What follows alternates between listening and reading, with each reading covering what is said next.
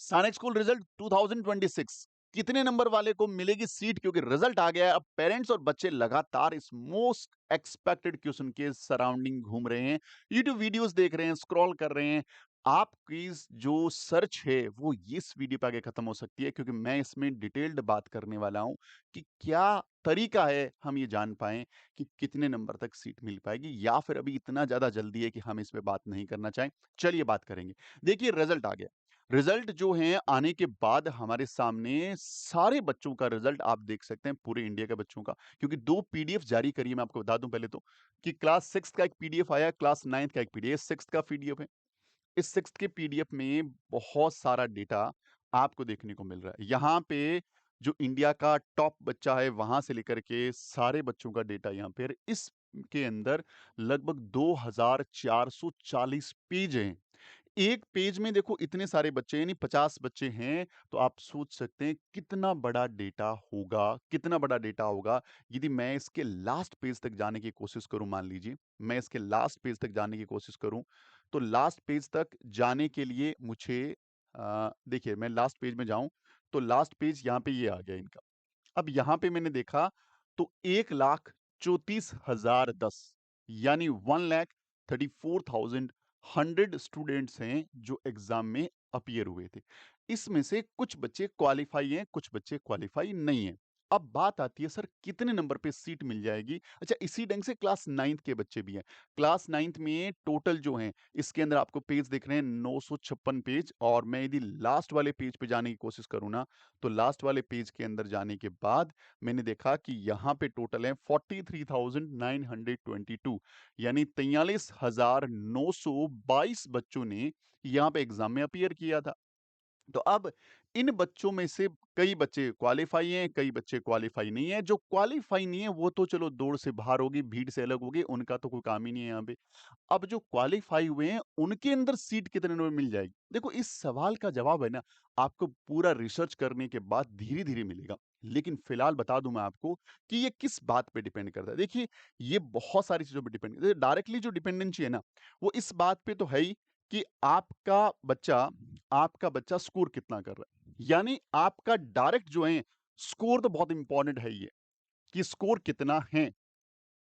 लेकिन इसके साथ साथ बहुत सारी चीजें फर्क डालती है।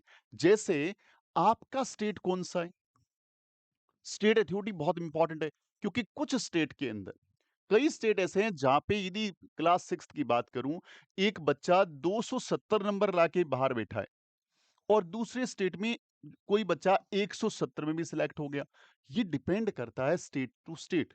यानी अब आपको ये जानने की जरूरत रहेगी कि आपकी स्टेट में बच्चों का मेरिट लिस्ट क्या है। उसके लिए हमारी टीम काम कर रही है। हो सकता है हमको बहुत जल्दी स्टेट वाइज लिस्ट पूरी अवेलेबल करा दें, कैटेगरी वाइज अवेलेबल करा दें।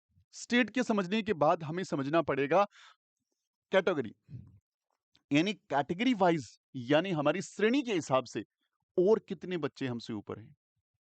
क्योंकि हर कैटेगरी का स्कूल मिलने का, या फिर हर कैटेगरी का जो मेरिट है वो डिफरेंट डिफरेंट है। सबसे टॉप कैटेगरी के अंदर जनरल कैटेगरी, उसके साथ साथ डिफेंस कैटेगरी, और इससे थोड़ा सा नीचे इसके साथ ही मान लो ओबीसी कैटेगरी रहती है। ये तीनों कैटेगरीज ऐसे ऐसे रहती है। इसके बाद जो है ना, वो एससी हो गया, एसटी हो गया, है ना, ये कैटेगरी जो है यहां पे रिजल्ट बहुत ज्यादा वेरी करता है।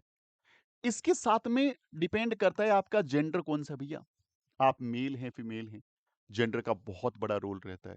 लड़कियों की नंबर ऑफ सीट्स कम हैं, तो लड़कियों की नो डाउट मेरिट थोड़ी हाई रहती है, क्योंकि नंबर ऑफ सीट्स कम है। और लड़कों की सीट ज्यादा है, तो नो डाउट लड़कियों के कंपैरिजन में थोड़ी सी जो मेरिट है वो छोटी रहती है, कम रहती है, इसमें मिल जाता है। अब इसके बाद क्या है, इसके बाद है सबसे इंपॉर्टेंट चीज कि श्रीमान आपका गोल क्या है। देखो, आपने यदि ये सोच रखा है कि देखो पूरे इंडिया में अभी 109 स्कूलें हैं, दो कैटेगरी हैं, 33 ओल्ड वाली, 76 नए वाली। यदि आपका गोल पुराने वाली 33 है, तब तो भैया थोड़े में नंबर अच्छे ही चाहिए होंगे। जहां पे आपके नंबर मान के चलिए 80% प्लस नंबर लगभग चीजें चाहिए होगी। 80% का मतलब क्लास छठी में 240 नंबर आपके बेसिकली होने चाहिए और इसमें 320 नंबर क्लास 9th में। इसके आस-पास आप स्क्रॉल कर रहे हैं तो चांसेज़ हैं। देखिए ये कोई फिक्स कट ऑफ नहीं है, डिपेंड करेगा बहुत सारी बातों पे, स्टेट पे, जेंडर पे, कैटेगरी पे, है ना? बहुत सारी बातों में डिपेंड करेगा ये बातें, लेकिन फिर भी इतना नंबर तो चाहिए। लेकिन अगर आपको ल चाहिए कि नहीं सर मुझे तो स्कूल में जाना है, न्यू वाली सैनिक स्कूल चल जाएगी, मुझे कोई दिक्कत नहीं है, तो आप बहुत मिनिमम नंबर में, बहुत मिनिमम वैसे मैं इस पे एक वीडियो और लेके आऊँगा पूरा का पूरा, क्योंकि अभी डिटेल को हम लोग भी इसको स्टडी कर रहे हैं, पढ़ रहे हैं, कैटेगरी वाइज़ इसको डिवाइड करेंगे, हम लोग स्टेट वाइज़ डिवाइड करेंगे, तो बहुत सारी चीज़ें एकदम क्लियर हो जाएगी, कसर क्लियर हो जाएगी कि हाँ भैया, इतने नंबर वाले को सीट मिल जाएगी। तो यहाँ पे जो 76 स्कूल्स है ना, वो मिनिमम नंबर में आपको मिल जाएगी, 100% मिल जाएगी, कोई दिक्कत वाली बात नहीं है। तो इसके लिए भी एक प्रॉपर वीडियो हम लोग पढ़ेंगे, हम लोग देखेंगे, क्योंकि हमें पुरानी कट ऑफ को देखना पड़ेगा। हमें इसके साथ-साथ देखिए, अब इसके साथ हम जो डिटेल आगे और बात करेंगे, मैं आपको थोड़ा-सा शॉर्ट बता दूँ कि और इसके साथ किन चीज़ों का ध्यान रखना है कि एक तो हमें ये ध्यान रखना होगा कि सर जी कट ऑफ क्या चल रहा है? कट ऑफ क्या रहा लास्ट ईयर का स्कूल वाइज़? क्योंकि कट ऑफ हमें बताता है कि पिछली बार इसी स्कूल में, इसी कैटेगरी में लास्ट कितने नंबर वाला बच्चा सिलेक्ट हुआ था, कितने नंबर वाला बच्चा गया था। फिर हम देख सकते हैं अच्छा इस स्कूल में ये था और मेरे बच्चे के नंबर ये हैं, तो क्लियर चीज़ें हो सकती है। तो ये भी हमें स्टडी करना होगा। साथ में हमें एक इम्पोर्टेंट चीज़ है, उसका नाम है सीट मैट्रिक्स। सीट मैट्रिक्स, भाई ये पढ़ना पड़ेगा। सीट मैट्रिक्स का मतलब ये हुआ कि आप जिस भी स्कूल को टारगेट कर रहे हैं कि चलिए 109 स्कूलों में से ये 50 स्कूल हैं जिनको मैं टारगेट कर रहा हूँ या कर रही हूँ, तो वहाँ पे आपके लिए आपकी कैटेगरी में वैकेंसी कितनी है? क्योंकि क्लास 6 में वैकेंसी देखना ज़रूरी है, लेकिन क्लास 9th में तो 100% देखना ज़रूरी है, क्यों क्लास 9th में कुछ कैटेगरीज़ में कुछ स्कूल में वैकेंसी है ही नहीं। क्यों? क्योंकि जो बच्चे क्लास 6 में एडमिशन लेते हैं, किसी भी वजह से वो छोड़ देते हैं, तो 9th में वैकेंसी क्रिएट होती है, तो कई बार 9th में वैकेंसी होती नहीं है। तो ये बात भी आपको ध्यान रखना है कि आपको सीट मैट्रिक्स को बहुत ध्यान से स्टडी करना पड़ेगा और सीट मैट्रिक्स यदि आपने स्टडी कर लिया, तो आपके सामने पिक्चर क्लियर हो जाएगी। अब इस बात को मैं थोड़ा समराइज़ करूँ तो फिलहाल आपको ये देखना ज़रूरी है कि आपकी स्टेट वाइज़, कैटेगरी वाइज़ कितनी कट ऑफ्स रही।